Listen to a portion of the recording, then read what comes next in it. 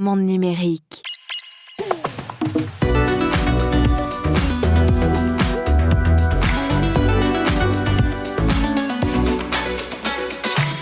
À 700 € de plus pour les ordinateurs, jusqu'à 150 pour les iPads. Apple explose ses prix. C'est la faute à la crise mondiale des semi-conducteurs, explique Tim Cook, le Ramageddon. Et on en parle cette semaine dans Monde numérique. Meta, à l'inverse, lance une nouvelle paire de lunettes connectées moins chères que les précédentes. Et dans cette émission, rencontre exceptionnelle avec le responsable des objets connectés intelligents du groupe Meta. Ce sera dans la deuxième partie de cette émission, interview.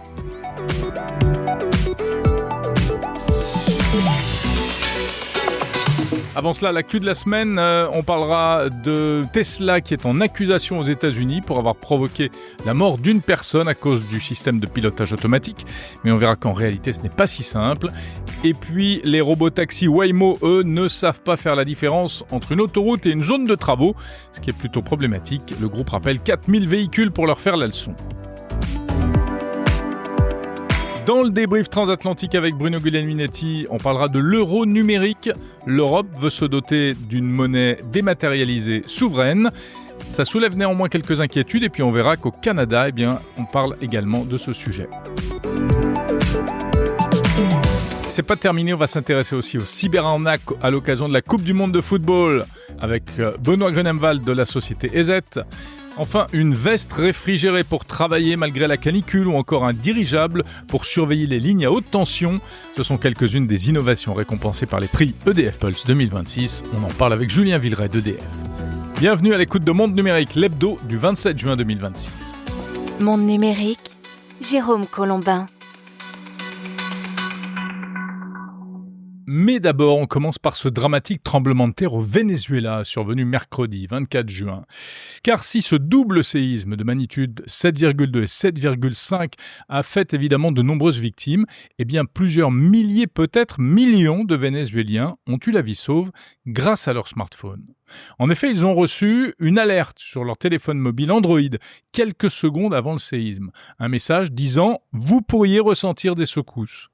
Alors que s'est-il passé ? Ce n'est pas de la prédiction, mais c'est de la détection ultra rapide grâce au réseau Android Earthquake Alerts. C'est un système que Google a mis en place et qui utilise l'accéléromètre des téléphones mobiles.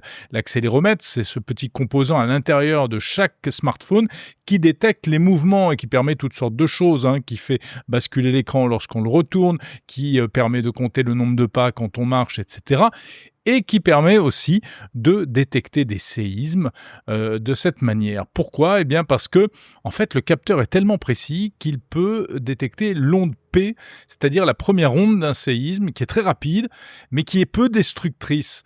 Et lorsqu'une multitude de smartphones capte ce signal en même temps, dans une même zone, les serveurs de Google calculent immédiatement l'épicentre et la magnitude et ils en déduisent qu'il va se passer quelque chose. L'alerte est alors envoyée à tous les téléphones qui se trouvent sur la trajectoire de la fameuse onde S. Ça, c'est la deuxième onde qui se propage lors d'un séisme et c'est celle qui cause véritablement les dégâts. Alors, en général, il ne s'écoule qu'une petite poignée de secondes entre les deux, mais dans certains cas, ça peut permettre de se mettre à l'abri. Et c'est ce qui a été fait, visiblement, puisqu'un certain nombre d'habitants du Venezuela, on ne sait pas combien exactement, ont pu, grâce à cette alerte, se protéger à temps. Voilà, c'est assez impressionnant. C'est un système qui existe depuis un certain temps, qui est déployé dans 98 pays. Bon, malheureusement, il ne fonctionne pas toujours très bien, puisque si apparemment il a cette fois très bien fonctionné au Venezuela, par exemple, en 2023, lors d'un séisme en Turquie, l'algorithme avait sous-estimé la magnitude de ce qui allait se passer, et du coup, il avait envoyé l'alerte à seulement environ 500 personnes, donc ça n'avait pas eu beaucoup d'effets. Mais bon, c'est donc un outil de sécurité civile massif qui dépend entièrement de la connectivité, les appareils électroniques qu'on a dans nos poches, le réseau, et puis et bien sûr à condition d'avoir activé la géolocalisation sur son smartphone, comme quoi la géolocalisation, ça peut servir notamment à sauver des vies. Ce n'est pas l'effet de la chaleur, mais plutôt la conséquence tout simplement des tensions sur le marché mondial des semi-conducteurs. Attention les yeux et attention le porte-monnaie. Apple a donc décidé d'augmenter tous ses prix. Apple, après d'autres marques d'ailleurs, et après avoir essayé de contenir la hausse des prix des composants, mais la situation est devenue intenable, a expliqué Tim Cook. Alors résultat, tenez-vous bien, les ordinateurs, par exemple le MacBook Neo, le tout nouvel ordi normalement à très bas prix, qui avait d'ailleurs surpris tout le monde par son positionnement, paf, il prend 100 € dans la tête et il démarrera donc à 800 au lieu de 700. Les MacBook Air, MacBook Pro iMac, Mac Studio, Mac Mini voient leur prix augmenter également de 200 à 700 € selon les configurations. Les iPads, pour leur part, augmentent aussi de 120 à 150 €. Seul l'iPhone n'est pas concerné, en tout cas pour l'instant, par ces augmentations. Bref, si vous avez acheté un produit Apple récemment, vous avez bien fait. Sinon, il faut vous faire une raison. Alors en fait, Apple n'est pas la seule marque à voir ses prix augmenter. D'autres ont fait pareil tout récemment.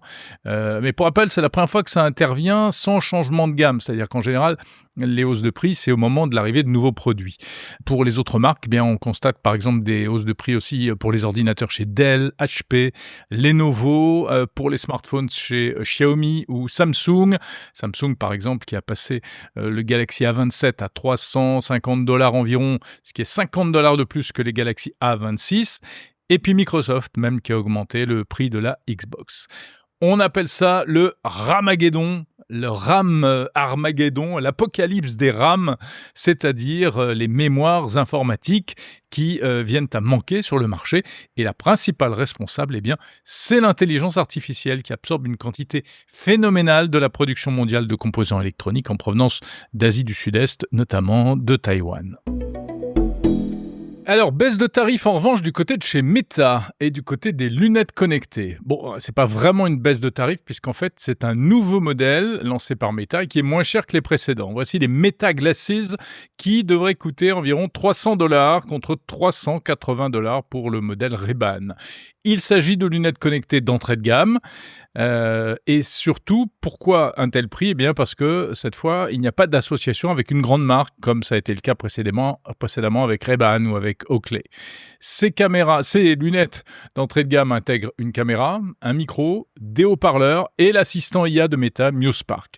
Elles permettent donc de prendre des photos, des vidéos, d'écouter de la musique, de passer des appels téléphoniques sans les mains, de dialoguer avec l'IA, encore d'obtenir de la traduction instantanée en une vingtaine de langues, mais pas d'écran intégré comme dans les Ray-Ban Display. Meta domine le marché des lunettes connectées à ce jour avec plus de 7 millions de modèles vendus. La concurrence arrive timidement avec Google, Samsung, potentiellement Apple en 2027.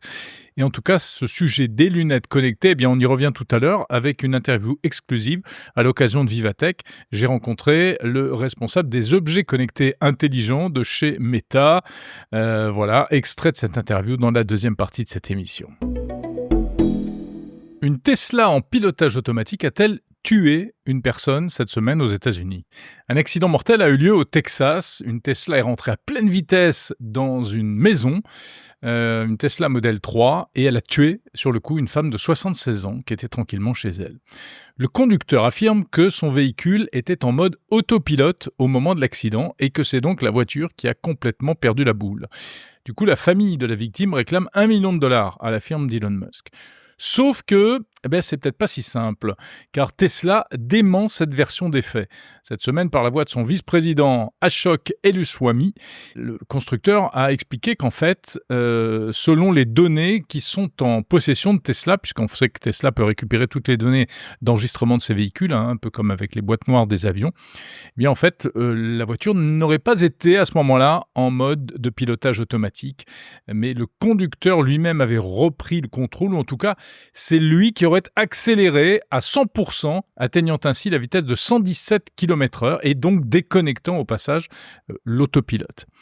Une version d'ailleurs reprise officiellement par Elon Musk sur les réseaux sociaux, qui a expliqué que l'autopilote, de toute manière, est toujours programmé pour rouler à petite vitesse, à vitesse réduite en zone résidentielle.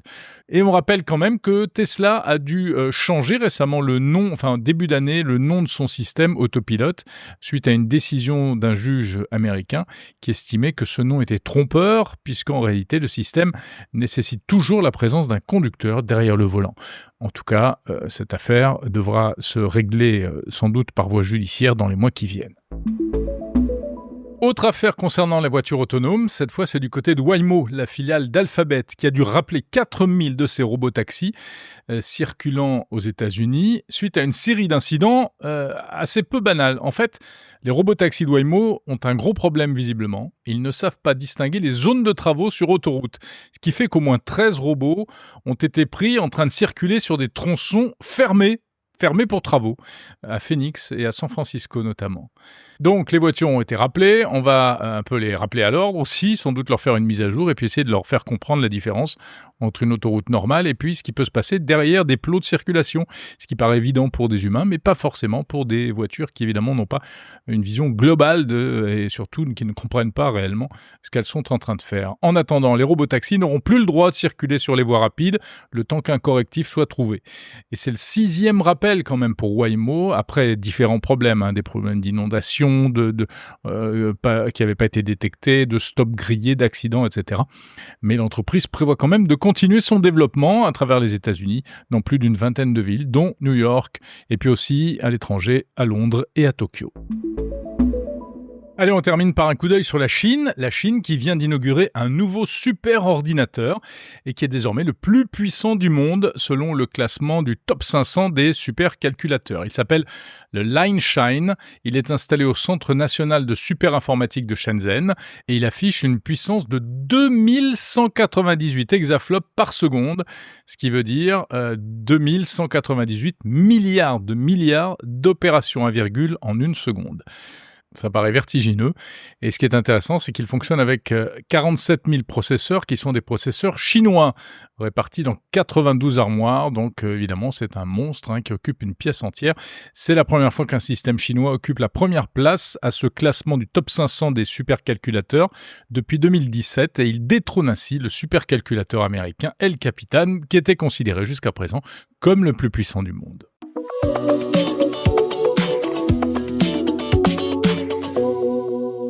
L'hebdo de Monde Numérique vous est proposé en partenariat avec Frogans, le pionnier de l'informatique spatialisée. Frogans, c'est une nouvelle vision d'Internet basée sur des sites d'un nouveau genre, plus visuel, plus libre, loin des carcans du web traditionnel. Une vision innovante pour la diffusion de contenu sur tous les écrans, y compris les casques de réalité augmentée. Les sites Frogans sont réalisés grâce à un langage dédié, le FSDL, désormais disponible en version bêta pour les développeurs professionnels. Frogans est un projet français, ouvert, tourné vers l'Internet de demain. Pour en savoir plus et découvrir Frogans sous toutes les coutures, rendez-vous sur f2r2.fr. f2r2.fr. Et merci à Frogans de soutenir Monde Numérique. Le débrief transatlantique. Jérôme Colombin à Paris, bonjour. Salut Bruno Guglielminetti. Es-tu bien rentré chez toi à Montréal après Vivatech? Bien rentré, oui, et j'espère un jour pouvoir me reposer, mais ça va être dans quelques fins de semaine, je présume. Ouais. J'ai entendu parler, mais j'ai pas lu grand-chose là-dessus, sur l'euro numérique. Qu'est-ce que c'est exactement? Ah, l'euro numérique, c'est notre prochaine future super invention, Bruno. C'est quoi? Ouais, et bien, l'euro numérique, ça va être une version numérique de l'argent liquide, en fait. C'est ça l'idée. C'est-à-dire, c'est pas du Bitcoin, c'est de l'euro par définition. Une monnaie numérique, là. Ouais. C'est une monnaie numérique qu'on pourra avoir dans un portefeuille numérique sur son smartphone et qu'on pourra utiliser pour faire plein de choses, pour payer dans des commerces, mais aussi pour envoyer de l'argent à quelqu'un, à un particulier, à un ami, etc. Et le but du jeu derrière ça, c'est de contrer les systèmes de paiement américains. Parce qu'aujourd'hui, quand tu veux utiliser ton wallet pour payer dans les magasins, en fait, tu utilises Apple Pay, tu utilises Google, tu vas utiliser Mastercard, PayPal, etc. C'est que des systèmes américains. Ouais. Donc, ils prennent le problème un peu différemment. Au lieu de développer un réseau de paiement, on développe carrément une monnaie numérique. Alors, c'est un truc qui est dans les tuyaux depuis pas mal de temps. Et qui là, vient de franchir une étape importante parce que c'était le 23 juin, il y a eu un vote, en fait, en commission des affaires économiques et monétaires, qui a adopté le principe. Alors, ce n'est que le début du parcours législatif. Après, il va y avoir un nouveau vote au mois de juillet, et puis des discussions entre les États membres, etc. Mais en principe, il devrait commencer à y avoir des pilotes, donc des tests, à partir de 2027. Et c'est un truc dont on parle depuis pas mal de temps, cette histoire-là. Ça va être intéressant. Voilà. Mais c'est drôle, hein, parce que quand on parle de monnaie numérique, moi, ça me rappelle, il y a quelques années, il y avait la Banque du Canada qui, évidemment, qui est un peu comme la Banque de France. Là, c'est eux qui gèrent les choses monétaires et notamment l'impression des billets de banque. Mm-hmm. Et eux avaient planché sur un système comme ça de monnaie numérique canadienne. Et puis finalement, ça fonctionnait tellement bien que plutôt que de le rendre public et de le rendre accessible aux Canadiens, ils l'avaient vendu à l'entreprise. Je m'excuse, mais je me souviens plus à quelle entreprise qui, elle, par la suite, a pris le système qui avait été monté par la Banque du Canada et l'avait utilisé, l'avait exploité. Mais je me souviens plus c'est quel, mais encore aujourd'hui, là, ça fonctionne. Et là, plus récemment, ils se sont fait dire que qu'il fallait qu'ils préparent à ça, qu'ils se préparent à créer quelque chose. Alors là, tout le monde se remet au travail là-dessus. L'idée étant justement de rendre la façon de payer numérique et donc à quelque part, et ça, c'est ça qui est, quand on en parle au Canada, c'est de permettre donc aux Canadiens de ne plus avoir à utiliser des billets de banque ou même des scènes pour payer, mais bien de pouvoir payer directement avec un portefeuille numérique. Mais là, chaque fois qu'on parle de ça, qu'est-ce qui se passe? Il y a évidemment un tollé de protestations pour dire, oui, mais qu'est-ce qui va arriver avec l'argent comptant qu'on a caché en dessous de son matelas pendant toutes ces années? Moi, je travaille, puis je fais des petits boulots de temps en temps, puis les gens me paient comme ça. Qu'est-ce qui va en être de la traçabilité des transactions? Alors, c'est tout ça que la monnaie numérique qui légale et mise en place par un pays arrive à soulever. Là. Comment ça? On sait que toi, Bruno, souvent tu fais de la réparation mécanique de voitures, hein, c'est ça? Pour, ou l'installation de climatisation. Ou de l'installation de climatisation, oui, tout à fait. C'est pour ça que j'étais en France la semaine passée. Tu peux revenir à la maison, là, parce que j'ai un problème en ce moment. Mais c'est vrai que ça gueule un peu parce que les gens ont peur que du coup ça accélère la disparition de l'argent liquide, du véritable cash. Il y a des craintes par rapport à la traçabilité. On pense que ça va être un énorme système de flicage, ce truc-là. Ah ouais? Écoute, cette crête-là, elle est prise en compte et normalement, dans le projet, il est clairement expliqué que ce système-là sera anonyme et ne permettra pas de tracer plus facilement les transactions. Bon, alors, est-ce que quand on arrivera au bout du processus, on en sera exactement au même point? Toujours ça, ouais. Est-ce que les grands principes seront respectés? On ne sait pas. Mais en même temps, on ne peut pas refuser un truc comme ça. Je veux dire, on a besoin de monnaie numérique. Moi, je ne suis pas persuadé que ça fera disparaître totalement le cash. Même si moi, personnellement, je n'utilise plus de cash. Je ne sais pas toi, mais moi, il y a eu la période où je sortais plus sans ma carte bancaire parce que je n'utilise que mon téléphone portable et il y a maintenant aussi la période où non, c'est plutôt l'inverse. Aujourd'hui, c'est carrément plus ma carte bancaire, mais même avant, moi, ça fait des années, je pense que c'est en années, je n'ai pas d'argent liquide sur moi. Et je n'ai que mon téléphone et ça passe partout. Tu vas à l'étranger, même il y a plein de pays où ça fonctionne très bien, etc. Donc, on a besoin de ça. Et c'est une manière, c'est important que ça vienne des banques centrales, parce que c'est ça l'idée, hein, c'est que cette monnaie euro numérique, elle sera mise en place par la Banque centrale européenne. Et il faut contrer les systèmes de paiement qui viennent d'autres pays, notamment américains. Donc, il y a une nécessité de reprendre la souveraineté sur un truc qui est hautement un sujet régalien, qui est la monnaie, par définition. Donc, c'est important. Et on peut pas, je pense que c'est plutôt une bonne chose, mais on est assez pionnier parce que ça n'existe pas ailleurs pour l'instant. Ça existe en Chine. Bon, alors tu vas me dire, c'est pas forcément le meilleur exemple. Peut-être que c'est peut-être pas le truc super rassurant de se dire qu'il y aura qu'en Chine et en Europe qu'il y aura une monnaie numérique comme ça. On salue nos amis chinois, hein, qui ont un pays qui fonctionne très bien, mais qui n'ont pas forcément les mêmes conceptions des libertés individuelles que nous. On va voir ce que ça va donner. Récemment, quand j'étais au Brésil, j'ai découvert le système qui s'appelle Pix. Ben oui. qui a également été mis en place par la Banque centrale du Brésil, qui est un succès énorme. C'est un vrai succès populaire. Et donc, ils ont gagné leur pari. Ils ont récupéré leur souveraineté sur le paiement numérique. Et c'est ça qu'il faut voir. Je crois que c'est vraiment ça qu'il faut voir. Juste encore un mot, il y en a d'autres qui sont inquiets, c'est les banques. Parce que les banques... Ah ouais? Ouais, parce que les banques craignent que les gens, si ça fonctionne trop bien, l'euro numérique, eh ben on va mettre nos économies sur de l'euro numérique. Et donc, ça zappera les banques, parce que ça passera pas par les banques, ces trucs-là. Oh. Et donc, l'argent sortira des comptes d'épargne en banque pour aller sur du réseau et sur de l'euro numérique. Parce qu'a priori, on sera directement en contact avec la Banque centrale et il y aura une forme de confiance, a priori, dans cette monnaie. Ouais, Voilà, gros sujet. Donc, rendez-vous en 2027 pour les premiers tests. Et alors, attention, tiens-toi bien, ça va pas arriver tout de suite. On parle d'un possible lancement en 2029. Ah, donc moi, j'aurais dit 2030. Tu vois, vous êtes assez rapide. Voilà, mais on va carburer. On va faire très vite. Bonne nouvelle. Hey, permets-moi qu'on reste en Europe. Mais je te permets. Merci. C'est quoi cette histoire-là de faux scandale de l'IA dans la presse allemande? Ouais, c'est rigolo. Ce sont des journaux allemands, 2 journaux allemands, qui ont retiré des articles qui avaient été écrits par de l'IA, ou en tout cas, on a découvert que leurs auteurs avaient utilisé de l'intelligence artificielle. Et ça a fait un scandale, parce que c'était des acteurs, un éditorialiste assez connu, l'autre, c'était un ministre. Et donc, ça a gueulé, les clients et les lecteurs crient au manque de transparence, etc. Mais en fait, c'est de la fausse pudeur, cette histoire-là. Et on en a déjà parlé ensemble. Je veux dire, d'abord, tu peux pas freiner l'arrivée de l'intelligence artificielle dans les rédactions. Et puis, il y a plein d'hypocrisie.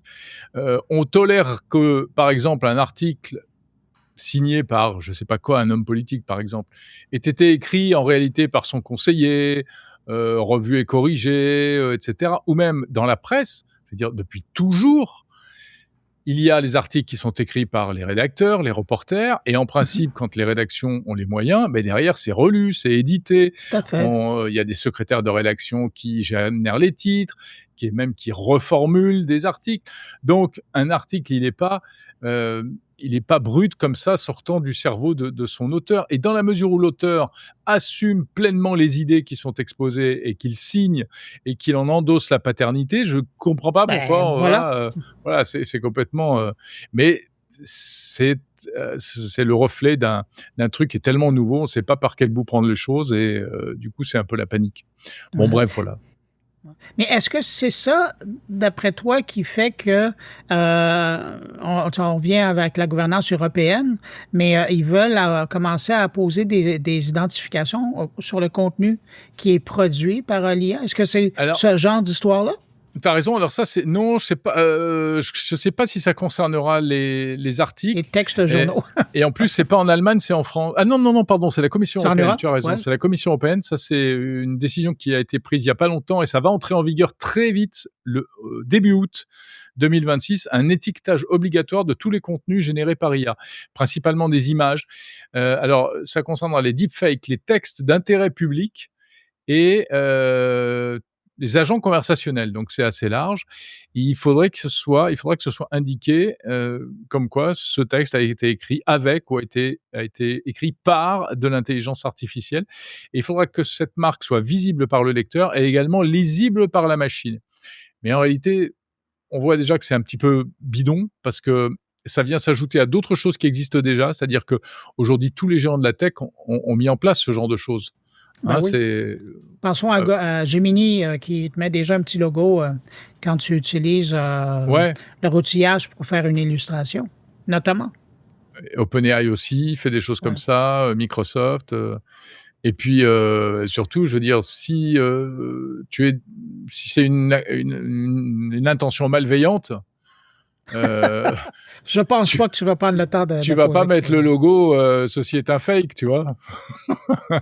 Je vois ça dans tout le pourriel qui rentre. Ouais, ceci est un fake. Ceci est un fake. Mais bon, alors c'est vrai que par exemple pour l'histoire des articles en Allemagne, oui, ça pourrait être cohérent. Bruno, de quoi parles-tu cette semaine dans ton carnet? Ben écoute, je me retourne du côté de l'armée canadienne.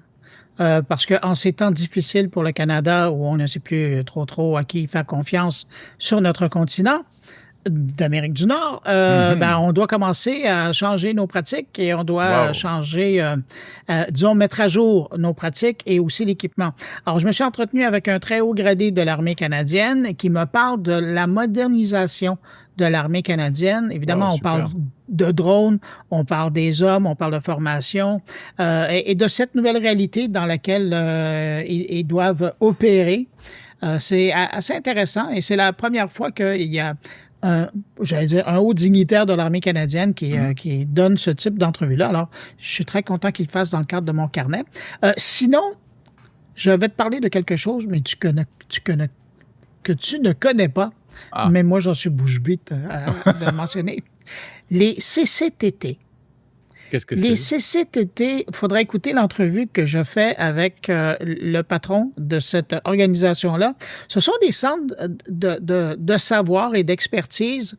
Tu sais, au Québec, on a, quand les jeunes vont au secondaire, l'équivalent du lycée, et avant de rentrer à l'université, il y a 2 ans. Ça s'appelle des cégeps ou le collégial. Et pendant ces 2 ans-là, il y a des gens qui peuvent aller chercher une expertise très pointue qui va permettre d'aller directement sur le marché du travail plutôt que de poursuivre à l'université. Et donc, dans cette tranche-là de corps de métier où il y a de l'expertise, notamment en technologie, c'est pour ça que je parle des CCTT, il y a tout un savoir-faire qui maintenant est partagé avec des jeunes entrepreneurs, des PME à la grandeur du Québec. D'ailleurs, c'est reconnu ailleurs au pays. Certains font appel à leur savoir, autant dans le numérique large, là, ça veut dire autant le quantique que l'IA, que la transformation numérique d'entreprise. Ouais. Et donc, c'est une série de rencontres que je commence avec des gens qui œuvrent là, parce qu'encore aujourd'hui, ici au Québec, ce sont des gens qui sont très peu connus. Et à un moment donné, moi, je me suis presque choqué. Puis j'ai dit, non, mais là, il faut les faire connaître. Alors là, je présente une série de rencontres avec ces gens-là qui sont j'allais dire des sommités dans leur domaine, mais qui ne sont pas connus du public en général. Et là, ça sera l'occasion de les faire rencontrer. Alors, je commence avec Ludovic, lui qui est le grand patron des CCTT, pour faire découvrir la chose. Mais c'est vraiment intéressant parce qu'on on est vraiment dans le pratico-pratique, on n'est pas dans les recherches universitaires.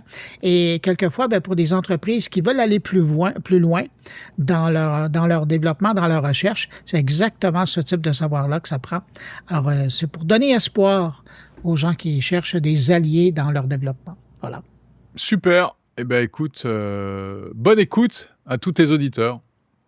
Ben oui, puis moi, je te remercie d'être passé chez nous. Et je te donne rendez-vous la semaine prochaine. À la semaine prochaine, Bruno. Ciao, ciao.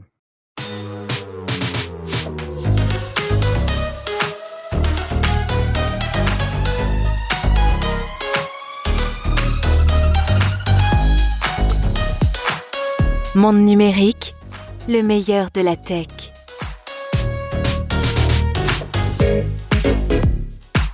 Des innovations au service de la transition énergétique et certaines plutôt insolites. On va en parler tout à l'heure avec EDF. On va parler également de ces pirates qui n'ont peur de rien et qui sont prêts à nous escroquer à la moindre occasion. En l'occurrence, l'occasion en ce moment, c'est la Coupe du Monde de football. Benoît Grunemwald DZ va nous expliquer ça. Mais juste avant, je vous ramène à Vivatech la semaine dernière à Paris. C'était l'occasion pour moi de rencontrer l'un des représentants du groupe Meta, responsable de tout ce qui est objets connectés boostés à l'intelligence artificielle. L'occasion donc de faire le point sur ces produits et sur la stratégie de Meta en la matière. C'est tout de suite dans Monde Numérique. Les interviews qui vont suivre sont proposées en version intégrale si vous écoutez Monde Numérique l'hebdo premium sur Apple Podcast ou Spotify. Sinon, retrouvez-les la semaine prochaine en épisodes séparés sur le fil du podcast Monde Numérique. Bonjour, Mathieu Swanders. Bonjour. Doublage assuré par intelligence artificielle. Vous êtes le directeur de l'accessibilité et de l'impact pour les wearables IA chez Meta. Est-ce que vous croyez vraiment que les lunettes connectées vont remplacer les smartphones ? Je ne pense pas qu'il s'agisse de remplacer les smartphones. Je pense qu'on se dirige vers un monde où votre téléphone restera plus souvent dans votre poche et vous l'utiliserez moins.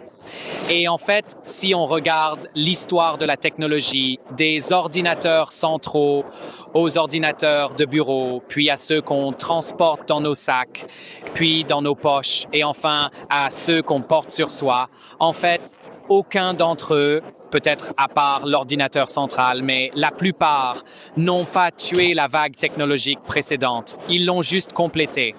Donc, je pense qu'il y aura plein de façons dont les lunettes IA seront bien plus pratiques qu'un téléphone. En fait, ironiquement, passer des appels est l'une des choses que j'adore faire avec mes lunettes parce que je parle naturellement avec les mains. Et je trouve que quand je parle à ma mère ou à un ami via mes lunettes, plutôt qu'avec un appareil collé à l'oreille, je parle beaucoup plus naturellement et librement et je me sens beaucoup plus humain. Donc, je pense qu'il y a plein d'exemples comme ça où la technologie va nous aider à nous sentir plus proches. Mais je ne pense pas que ce soit un remplacement total, en tout cas pas à court terme. Donc pour Meta, les lunettes et les lunettes connectées ne sont pas un gadget et ce sont de vrais outils d'accessibilité et un outil pour une meilleure santé, etc. Est-ce que vous pourriez nous expliquer votre vision ? Oui, tout à fait. Je suis vraiment ravi de la façon dont cette technologie va aider les gens, en particulier les personnes en situation de handicap. Mais ce que beaucoup de gens ne savent probablement pas, c'est qu'en fait, l'ajout de l'IA aux lunettes a été suggéré au départ par un employé non-voyant de chez Meta. Au début, c'était les Ray-Ban Stories. Comme vous le savez, toute notre technologie portable est conçue avec Ray-Ban, avec EssilorLuxottica, une formidable entreprise européenne franco-italienne. Mais tout a commencé avec ce produit appelé Ray-Ban Stories. Il y avait les caméras et le but était simplement de pouvoir capturer du contenu vidéo à la première personne et de le publier très facilement sur Instagram. Et c'est un employé non-voyant de chez Meta qui a dit « Oh, si vous intégrez l'IA aux lunettes, elle pourrait me décrire ce que montre la vidéo en train d'être filmée. » Et bien sûr, cela a un potentiel de déclinaison énorme, pas seulement pour les non-voyants ou les personnes en situation de handicap, mais pour nous tous, car obtenir en direct une sorte de signal IA sur ce qu'on voit et ce qu'on fait, c'est vraiment très puissant. Mais pour les non-voyants en particulier, c'est révolutionnaire. Si vous pensez à être non-voyant, imaginez-vous non-voyant ouvrant le placard de votre cuisine et essayant de trouver une boîte de petits pois. Toutes les boîtes de conserve de votre placard se ressemblent exactement au toucher. Mais maintenant, vous pouvez juste dire « Hey, Meta, qu'est-ce que je tiens ?» Elle va lire l'étiquette et vous dire ce que c'est. C'est un petit point de friction que vous et moi ne connaissons pas en tant que voyants, mais qui, est un vrai obstacle pour les non-voyants dans leur vie de tous les jours. Attendre le bus, devoir tapoter l'épaule de quelqu'un et lui dire « Est-ce que vous pouvez me dire où va ce bus ?» Maintenant, vous pouvez juste dire « Hey, Meta, quelle est la destination écrite à l'avant du bus ?» Donc, on réduit beaucoup de ces points de friction et je vois plein de façons dont on va pouvoir aider les communautés de personnes handicapées grâce à cette combinaison magique de l'IA et des wearables. But there is still a technical challenge. Mais il y a encore un défi technique parce qu'il faut réduire la taille des composants. La dernière génération de lunettes est plus petite que la précédente, mais c'est encore un peu gros. Et puis il y a aussi la question cruciale de l'autonomie. Aujourd'hui, c'est 3 ou 4 heures, c'est ça ? I don't know, 3 or 4, 8 comme heures, ça 8 heures. 8 heures, d'accord, oui. 8 heures. Est-ce que vous pensez qu'il y a un prochain objectif à atteindre au niveau technique et matériel ? Oui, tout à fait. Je veux dire, on pense que cette alliance de l'IA et des wearables, c'est l'avenir et que ça va devenir la façon la plus instinctive d'interagir avec l'IA. Ce que je vois que vous portez des lunettes. Je porte aussi des lunettes. Je mets des lunettes tous les jours. C'est la première chose que je fais quand je me réveille le matin. Je mets mes lunettes et c'est tellement instinctif pour moi. Mais ce qui est magique avec mes lunettes, c'est qu'en fait, une fois que je les ai sur le nez, je ne les vois plus du tout. J'oublie complètement qu'elles sont là. Et ce que ça fait quand on met de la technologie dans les lunettes, c'est que ça permet à la technologie de s'effacer. La technologie devient invisible. Donc pour nous, le format des lunettes est crucial. Et donc, comme vous le dites, ce qu'on essaye de faire, c'est d'intégrer un ordinateur dans une paire de lunettes. Et cela signifie que la batterie doit durer assez longtemps. Elles doivent être assez légères pour être portées toute la journée. C'est l'une des raisons pour lesquelles on travaille beaucoup avec la communauté des non-voyants et malvoyants. C'est parce que cette communauté, ils les portent toute la journée. Elles deviennent genre absolument cruciales, irremplaçables en fait dans leur vie quotidienne. Donc on apprend beaucoup sur ce qu'est une utilisation sur toute la journée grâce à cette communauté.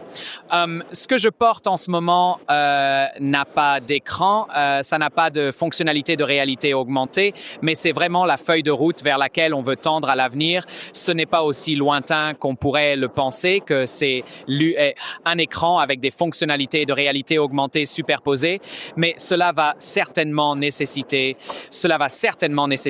une technologie qu'on peut porter toute la journée sans qu'elle chauffe trop. On y est presque, mais on a encore quelques années de travail. Et est-ce que vous prévoyez d'intégrer d'autres capteurs pour la santé comme on en a sur les montres connectées aujourd'hui? Ouais, tout à fait. Donc, encore une fois, j'ai commencé par parler de l'histoire de la technologie, mais en fait, si on y réfléchit, chaque nouvelle vague d'interface informatique s'est accompagnée d'un nouveau périphérique de saisie. Donc, le smartphone a son écran tactile, l'ordinateur avait ses claviers.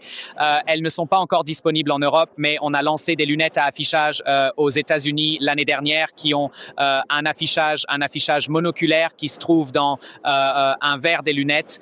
Et on s'est rendu compte que ça allait nécessiter un nouveau périphérique de saisie. Ça a un bracelet haptique. Et ce qui est incroyable, c'est qu'on peut contrôler l'affichage juste avec la main. Le bracelet lit les signaux, les gestes électromagnétiques.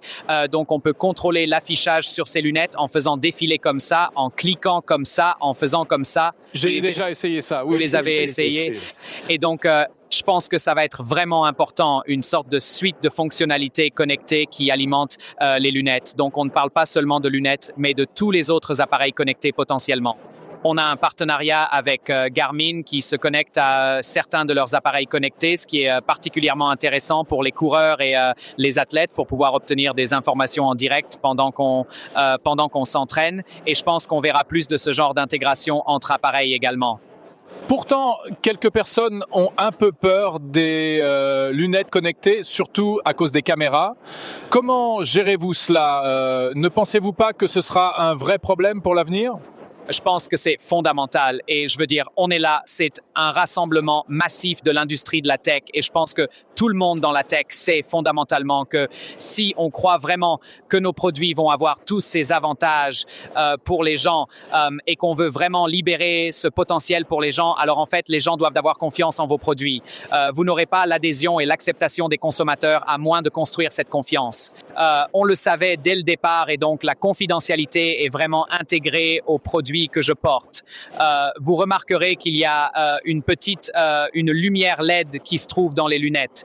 Donc, si je devais, disons, prendre une photo, vous verriez ce flash pour que vous, en tant que personne avec qui je suis assis, sachiez que j'ai pris cette photo. Et je pense qu'avec une technologie nouvelle, c'est important. Les gens ne connaissent pas encore vraiment les lunettes AR. C'est une catégorie qui grandit vraiment très vite, c'est sûr, mais elles ne sont pas encore grand public. Donc, on a pensé que c'était important, tant que la tech est nouvelle, que les gens aient cet indicateur visuel qu'un enregistrement est en cours. Il y a évidemment ensuite, comme vous le dites, des questions sur les données sur l'appareil. Notre point de départ est qu'on doit être transparent. On doit donner aux gens des choix significatifs. Les photos que je prends avec les lunettes restent sur les lunettes à moins que je choisisse de les partager. Donc, j'ai ce contrôle sur quoi et quand je partage avec Meta. Si j'utilise des fonctionnalités AR, pareil, alors je choisis de le faire. Et puis, on prend des mesures pour s'assurer qu'on filtre les informations les plus sensibles qui pourraient être capturées. Thank you very much, Matt Sanders. Thank you. Thank you very much. Thank you.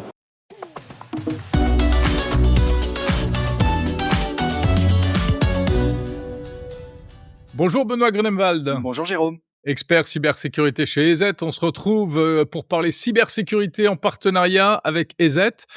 Et l'actu, Benoît, en ce moment, eh bien, c'est la Coupe du Monde de football. Et comme d'habitude, je dirais, un événement planétaire comme ça donne lieu, évidemment, à tout un tas de cyberattaques. En gros, les escrocs, les cyber-escrocs, les cyber-méchants s'agitent tous azimuts. Hein. Exactement, ils ne manquent pas d'inventivité pour essayer de nous attirer dans leur filet. Au plus l'événement est gros, au plus ils mettent les moyens. Et puis avec l'intelligence artificielle, quand même, force est de constater que en qualité et en quantité, eh bien, ils arrivent à faire beaucoup de choses, notamment des noms de domaines et des faux sites qui vont nous proposer soi-disant du merchandising, des goodies, voire pourquoi pas des places pas chères. Et puis on voit aussi un petit côté sur les IPTV. Les IPTV qui vont attirer un très grand nombre de personnes qui ne pourront pas voir les matchs et qui pourraient être tentées par ces outils illégaux qui parfois nous mènent surtout à des arnaques. Ouais, qui, rappelons-le, voilà, soit sont illégaux quand ils fonctionnent, soit ne fonctionnent pas du tout, quoi. Exactement. Et puis quand vous donnez vos coordonnées C'est pour ça. acheter ce boîtier, vous donnez vos coordonnées à des cybercriminels.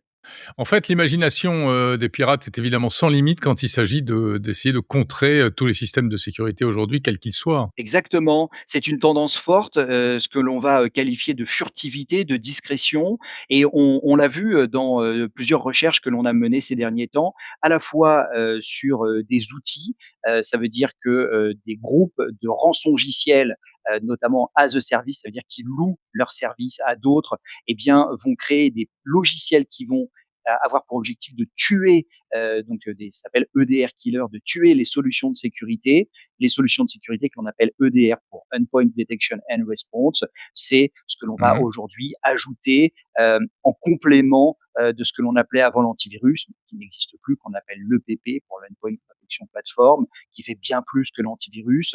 Et ce nouveau EDR, force est de constater qu'il fait son travail parce que les cybercriminels sont obligés de le désactiver pour continuer leurs attaques. Ah oui, c'est-à-dire que pour éviter d'être détecté, contré, bloqué, etc., ils commencent par désactiver les sécurités. Exactement, ils importent sur nos ordinateurs des drivers qui sont légitimes, mais qui sont vulnérables parce que on a trouvé des vulnérabilités qui datent un peu, mais bien souvent ils sont encore signés parce qu'ils ont été originellement signés par Microsoft ou l'éditeur qui les a créés.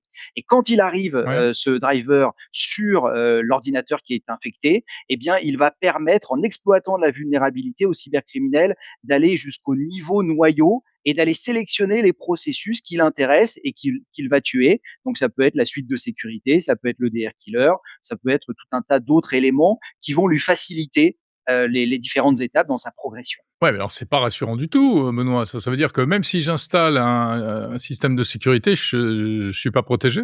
Alors ça a toujours été le cas, c'est-à-dire que c'est pas parce qu'on a un système de sécurité qu'on est protégé à 100%. On peut avoir une alarme chez soi et tout à fait être cambriolé. L'objectif, c'est d'avoir une surveillance, une supervision. Et c'est ce que aujourd'hui les entreprises font. Elles ont un EPP, un EDR, un firewall, etc. Et au-dessus de cela, eh bien, elles vont avoir une surveillance, généralement 24/7, 365 jours par an, sinon ça sert à rien. Les cybercriminels vont activer ça le vendredi soir, le week-end, pendant les vacances. Et grâce à cette surveillance, en fait, on va pouvoir détecter les signaux faibles, notamment, tiens, j'ai un antivirus qui s'est désactivé, tiens, j'ai un EDR qui n'envoie plus de signaux. Eh bien ça, finalement, le silence devient un signal comme un autre qu'il va falloir prendre en compte, analyser et se demander pourquoi on n'a plus d'informations. Un superviseur de la sécurité, en quelque sorte. Exactement. Alors bien entendu, augmenté par l'intelligence artificielle, parce que des signaux, il y en a de plus en plus, donc on va les surveiller.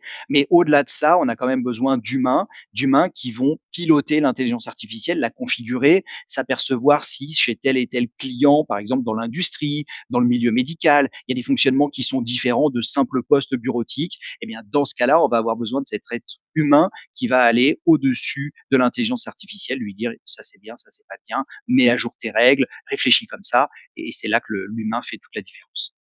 Merci beaucoup, Benoît Grunemwald, expert cybersécurité chez EZ.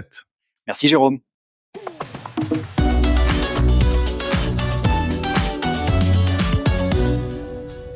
Bonjour Julien Villeray.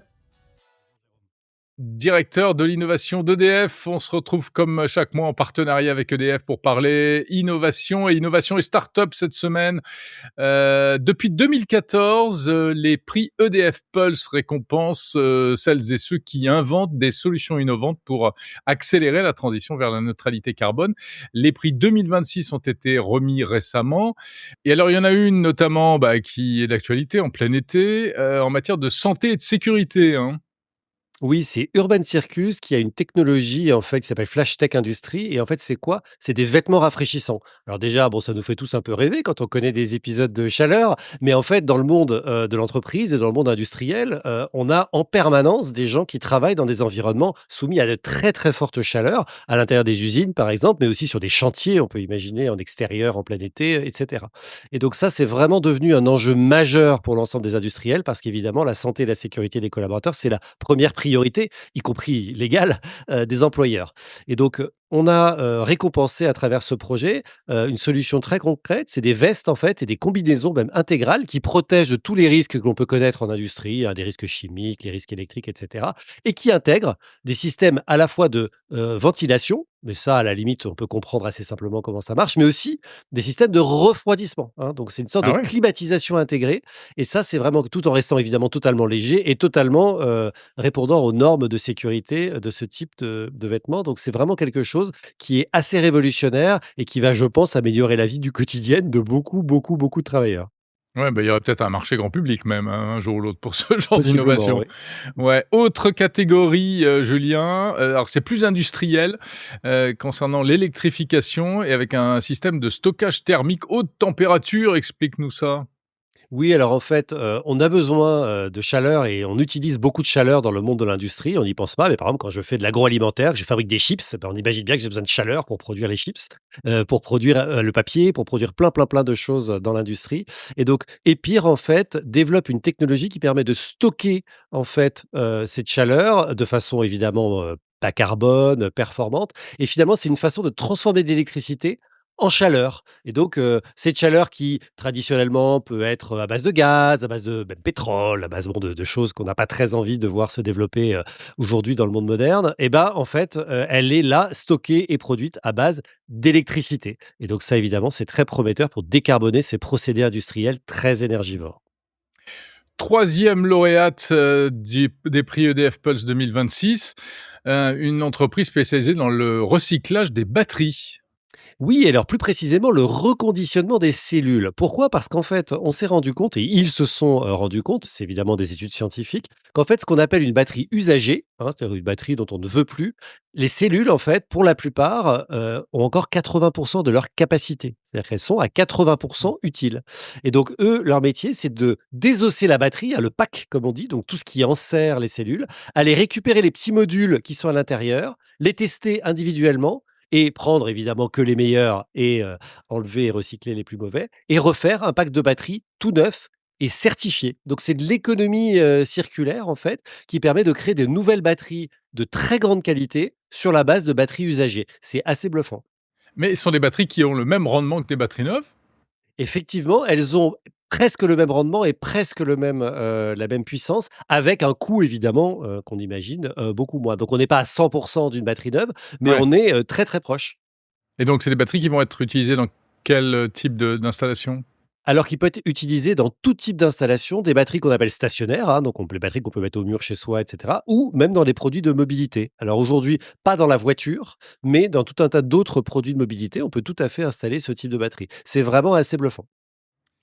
Autre, innovation en matière, de sûreté, avec une start-up qui s'appelle Hexanode. De quoi s'agit-il?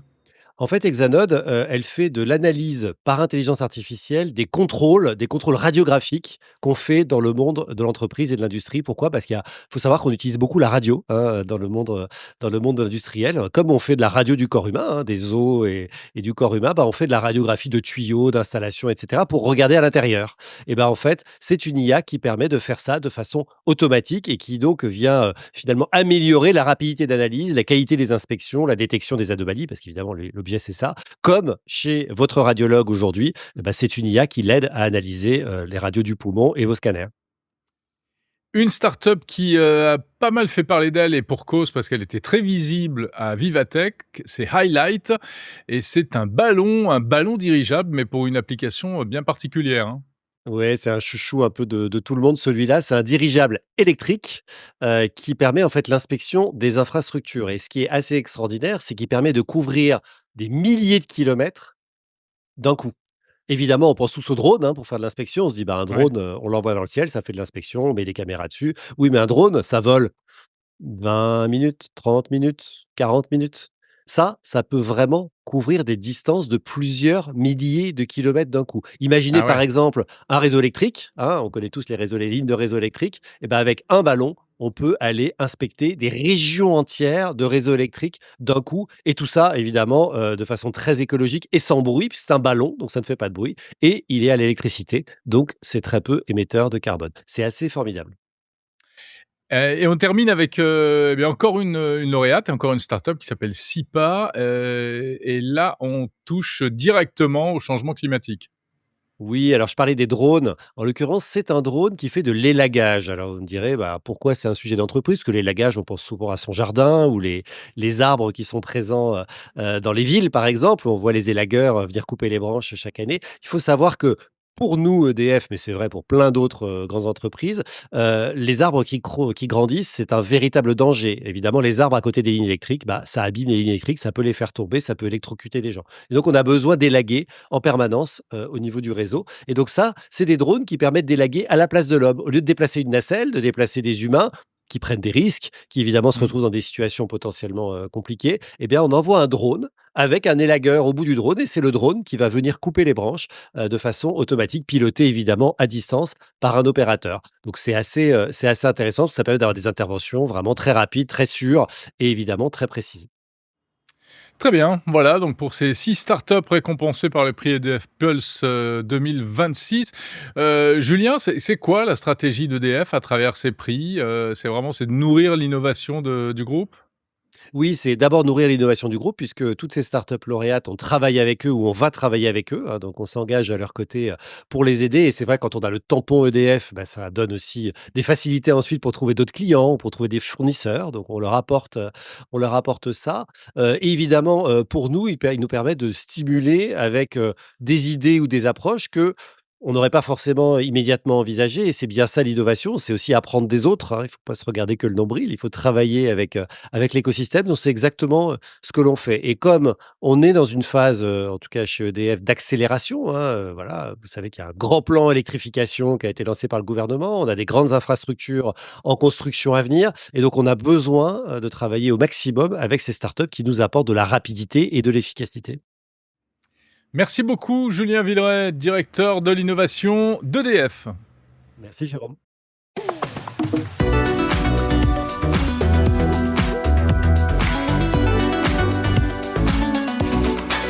Retrouvez les versions intégrales de ces interviews la semaine prochaine sur le fil du podcast Monde Numérique et aussi en version vidéo sur la chaîne YouTube de Monde Numérique.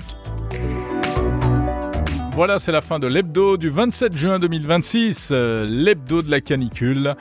On vous souhaite de tenir le coup malgré tout. Merci d'avoir écouté cette émission, merci d'être fidèle à Monde Numérique. Alors bien sûr, on prend un peu moins les transports, on fait pas de sport, hein, surtout pendant les grosses chaleurs, mais c'est pas une raison pour ne pas écouter vos podcasts préférés.